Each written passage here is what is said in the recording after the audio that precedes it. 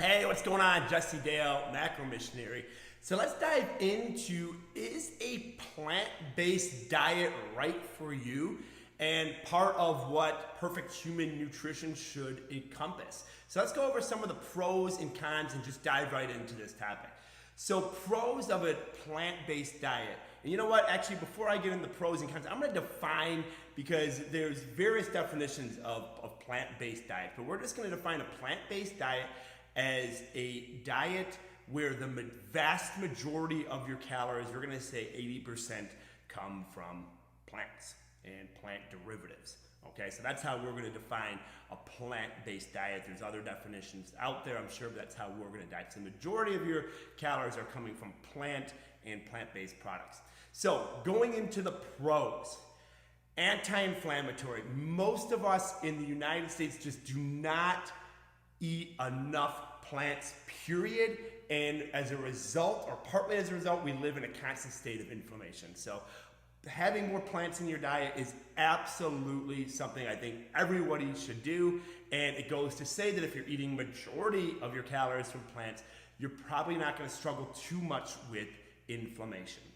2, now they tend to be low calorie. Now remember that causation doesn't, or correlation doesn't necessarily mean causation. So a lot of the studies that dive into plant-based diets are reporting things like low heart disease, lower diabetes, better insulin sensitivity, lower obesity-related disease, and that is all true, but those things are true of low-calorie diets, period. So just because it's a plant-based diet, it's probably going to be a low-calorie diet, and then you're going to get the benefits of those lower calories. So unlike anti-inflammatory, low calorie and all of the benefits might be more of a correlative type thing of eating a plant-based diet than the plants themselves. Third, micronutrient dense.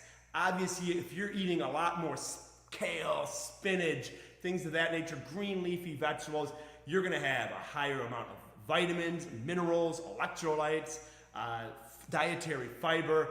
Definitely a lot of positives to say about that. So why wouldn't we recommend a plant-based diet at Macro Missionary? Well, let's look at some of the cons.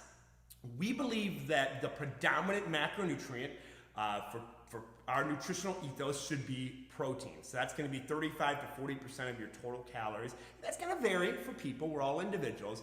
But protein, it's very tough to get quality protein in and meet those leucine thresholds purely eating a plant-based diet. So if you're an athlete or you're someone that is looking to maximize muscle growth or add muscle tone, it's going to be more of a challenge on a plant-based diet than it would be if you're adding some of those other protein sources.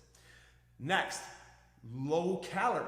Okay, so we already mentioned that there are a lot of benefits to lower calorie, and most of us can afford to eat a lot less calorie. But if we are an athlete or if we're already a very lean individual, then it's going to be very tough to get the calories we need from just plants. I mean, you'd literally be eating bags and bags and bags of spinach, which is another con, is it could be cost prohibitive and just volume prohibitive. You know, think of eating 1,800 calories in plants. That's a lot of food volume, and I'm just going through some indigestion things that could occur with that as well. So that would be kind of something to think about as well. Omega-3s. Now we talked about plant-based diets being very, very good as far as anti-inflammatory, but if we're eliminating animal protein sources, that means we're eliminating fish, so it's going to be very tough to get additional omega-3s that would further help us with fighting off inflammation and things of that nature. And then lastly for a con, just sustainability.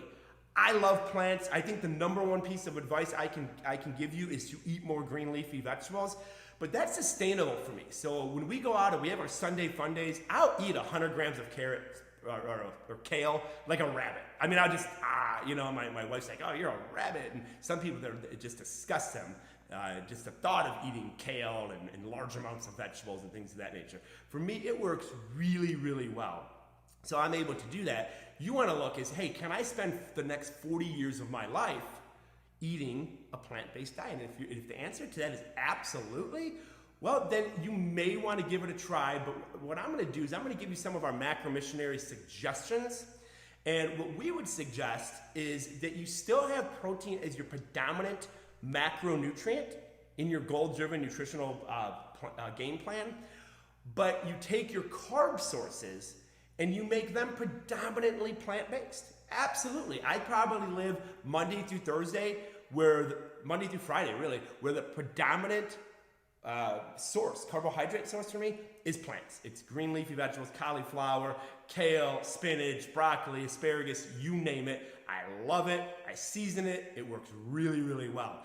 So if you just did that tweak, if you said, okay, I'm getting a lot of my carbs from these sources, I'm going to switch it over to my carb sources being more plant-based, then I think that you might fit into a goal-driven plan a little bit better than just going the whole 180 and going purely vegan or purely plant-based. So our recommendation would be keep protein as your predominant macronutrient, and then keep plants as your predominant carbohydrate source in your nutrition plan, at least the majority of the time, so 70% of the time.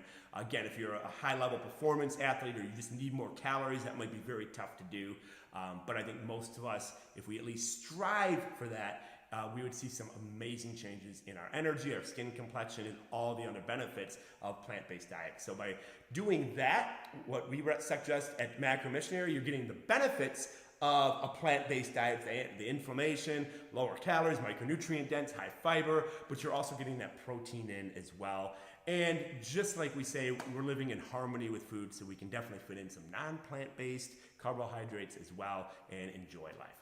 So let's bring this home, and these 4 things can be applied to any nutritional intervention strategy that you're considering, including plant-based. So number 1, does the nutritional intervention strategy that you're thinking of doing and partaking in, does it fit with your identity? Like, so for example, with plant-based nutrition, are you good? Are you happy to say, hey, I am vegan. I identify with this nutritional intervention strategy. Like me, I say I am a meat eater. So that would go against my identity, or another way to say identity would be beliefs.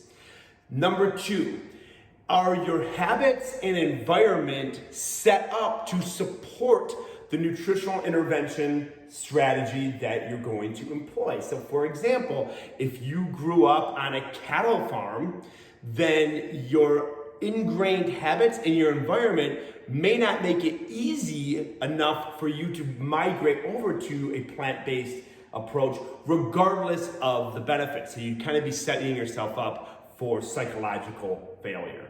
We've already talked, number 3, about belief, so identity and belief. We all have our own confirmation biases. We all have things that we want to believe in.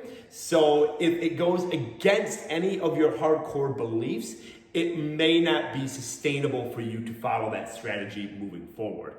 And then finally, does it make it easier or harder to control your caloric intake? Because at the base, rock bottom or foundation of all of this, it's about controlling our energy and, of course, controlling our inflammation, and there's definitely other finer points. But does the strategy you're considering make it easier to manage calories or energy, or harder to manage calories and or energy? So does it relieve stress, or is it causing stress? And if you find that your nutritional intervention strategy is causing stress, then it may not be the best strategy for you. So those 4 things, and those can be applied to any nutritional intervention strategy. I hope you learned something. I hope you get curious. So ask some questions, post them in the comments, and I'll do my best to give you the best answer that I can. Rock on.